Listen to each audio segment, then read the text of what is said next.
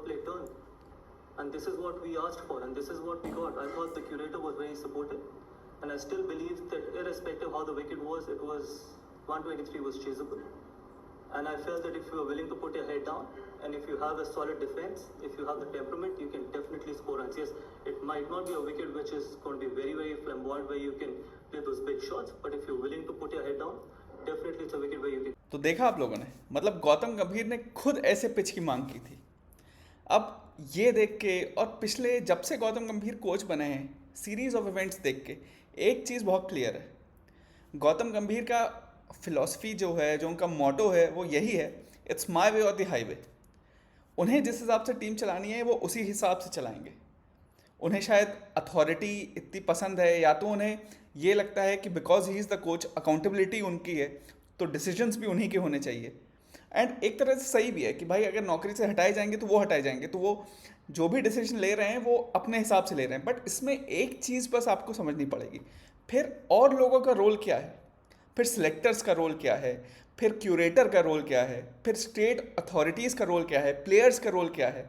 जब एक आदमी को आप इतना बड़ा बना दे रहे हैं कि सारे डिसीजन इंडियन क्रिकेट में वही ले रहा है, तब एक दिक्कत पैदा होती है, क्योंकि फिर फेवरेटिज्म आता है, फिर आपके प्री कंसीव्ड नोशंस जो आप अपनी थॉट प्रोसेस है, भले ही वो गलत है, उसी पे चलना चाहते हैं, और वही हमें देखने को मिल रहा है।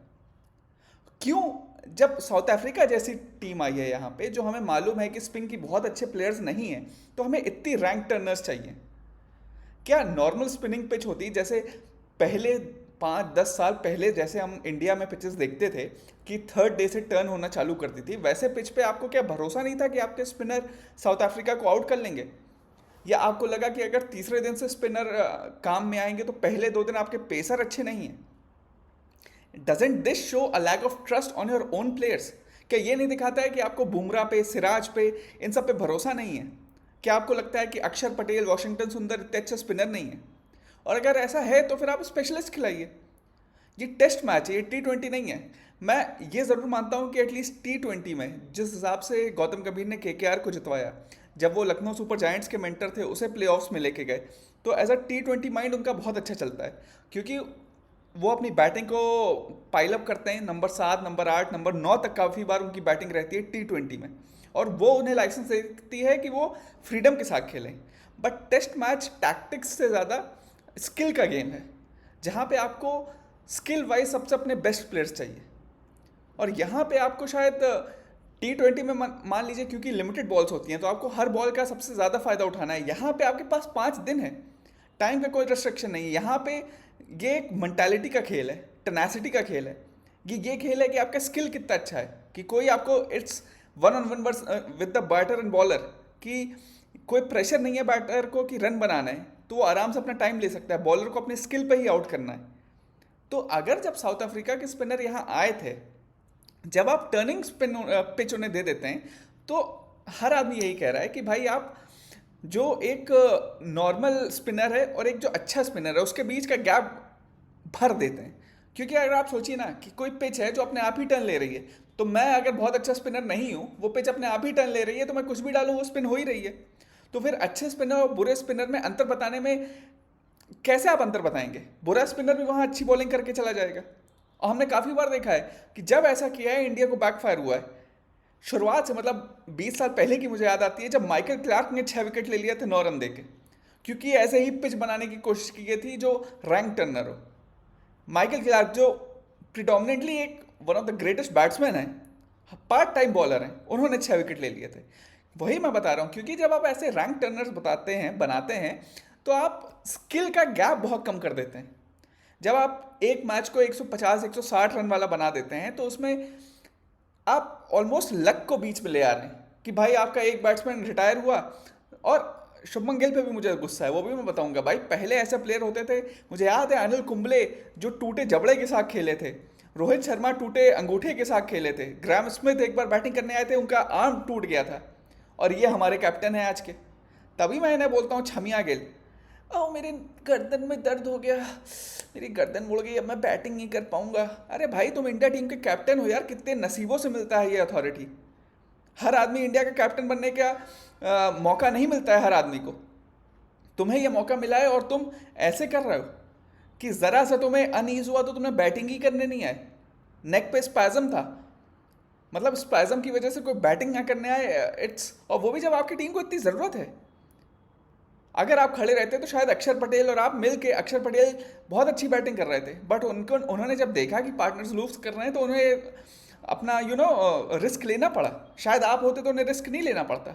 एज एन कैप्टन आप कैसे अपनी टीम को बीच मझार में ऐसे छोड़ सकते हो। एंड फिर गौतम गंभीर के बारे में वापस आऊँगा, थोड़ा मैं डाइग्रेस कर गया था, कि जब से ये कोच बने हमने देखा है कि इन्हें किसी और की अथॉरिटी पसंद नहीं है। धीरे धीरे करके इन्होंने सारे बड़े नामों को टीम से हटाया है। रोहित शर्मा, विराट कोहली, पहले आपने ज़बरदस्ती इन लोग से ये बोला कि भाई आप डोमेस्टिक खेलो, डोमेस्टिक भी खेले उन्होंने, फिर भी आपने उन्हें टीम से बाहर कर दिया। इंग्लैंड के टूर पे आप दोनों को लेके नहीं गए, दोनों को बेचारे को रिटायर करना पड़ा, टेस्ट से दोनों रिटायर हो गए, T20 से पहले ही रिटायर हो गए थे। वनडे में आए, वनडे में दोनों ने अच्छा भी खेला, एक लौता मैच आप जीते, उसमें विराट कोहली और रोहित शर्मा ने ही रन बनाए थे, तभी आप जीत पाए, नहीं तो कोई आपके गैंगस्टर्स जो थे उन्होंने रन नहीं बनाए थे। फिर वो सीरीज खत्म होने के बाद आपने ये स्टेटमेंट दिया कि भाई लूजिंग एफर्ट को मैं सेलिब्रेट नहीं करता, मैं बस जीतने जाता हूँ। तो क्या कहना चाहते थे आप कि रोहित शर्मा और विराट कोहली ने भले ही रन बनाए लेकिन आप सीरीज हार गए तो उनकी बैटिंग का कोई महत्व नहीं है, तो फिर शुभमन गिल की बैटिंग का क्या महत्व है? शुभमन गिल को क्यों आप एक ऐसा सुपरस्टार बनाना चाह रहे हैं जब वो एशिया कप में नहीं चले हैं, अभी जो T20 सीरीज हुई ऑस्ट्रेलिया में वहाँ नहीं चले हैं, तो क्या ऐसा रीज़न है कि भाई उन्हें आप ऑल फॉर्मेट बैट्समैन बनाना चाह रहे हैं जबकि वो किसी एक भी फॉर्मेट में अच्छा नहीं खेले हैं? इंग्लैंड में this were one of the flattest pitches जो हमें आज तक देखने को मिली हैं। तो ऐसा कोई नहीं है कि उन्होंने रन बनाए तो कोई बहुत बड़ी चीज़ हो गई, हर आदमी वहाँ पर रन बना रहा था। एंड इसलिए मुझे लगता है कि शायद आपने गिल को भी इसीलिए इंस्टॉल किया है कि आपको लगता है कि आप उसे इजीली कंट्रोल कर सकते हैं। It's a clear sign of कि आप कैसे कंट्रोल फ्रीक हैं, आपको हर जगह वो आदमी चाहिए जो आपकी हर बात पे हाँ में हाँ मिलाए। संजू सैमसन जो again one of the leadership positions में थे, हार्दिक पांड्या जो one of the leadership positions में थे, धीरे धीरे आप करके इन सबको टीम से फेज आउट करते जा रहे हैं। जो भी स्ट्रांग मेंटालिटी वाले प्लेयर हैं, जो भी स्ट्रांग अपना माइंडसेट वाले प्लेयर हैं, जो आपकी अथॉरिटी को चैलेंज कर सकते हैं, आप उन्हें धीरे धीरे बाहर कर देते हैं। ये एक आपका एजेंडा दिखते हुआ आ रहा है। और फिर अगर ऐसा ही रहेगा, आप अपने आप को टीम से ऊपर रखेंगे, अपने आप को अपने ये सोचेंगे कि भाई मेरे कंट्रोल में जो प्लेयर रहें वही रहें, तो आपको देखने को मिलेगा कि टीम इतना अच्छा परफॉर्म नहीं करेगा। क्योंकि एज अ कोच आपका काम है कि बेस्ट प्लेयर्स आपके लिए खेलें, ये नहीं कि आपके हिसाब के प्लेयर आपके लिए खेलें जो आपसे डर के रहें। इसलिए मुझे लगता है कि इट्स हाई टाइम, मेरे ख्याल से या तो गौतम गंभीर को किसी को समझाना चाहिए कि भाई ठीक है, आपका रोल एज अ कोच है, जो प्लेयर हम आपको देंगे आपको उनके साथ खेलना है, उनका सिलेक्शन में से थोड़ा कम होना चाहिए, जो पिच बन रही है उसमें उनका से कम होना चाहिए, जो एज अ कोच काम है बस वही उन्हें करना चाहिए।